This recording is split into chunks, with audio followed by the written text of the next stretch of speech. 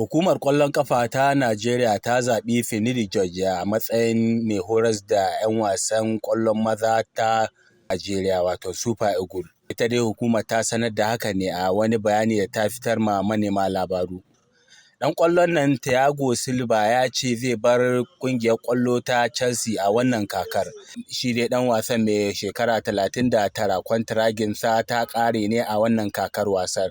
Kuma ana sa ran zai koma a ƙasarsa ta Brazil domin ci gaba da gudanar da ƙwallo. Mikel Arteta ya ce ƙungiyarsa ta Arsenal za ta ci gaba da gogawa da ƙungiyar Manchester City har a gama kakar Premier League domin ganin sun canye gasar. Mai horas da 'yan wasan na Arsenal ya ja kunnen 'yan wasan da kada su barin cin da suka yi ma Tottenham ci 3-2 ya ɗauke musu hankali. A labarun wasanni, Abdul Muhammad Bawa, labarun NTA.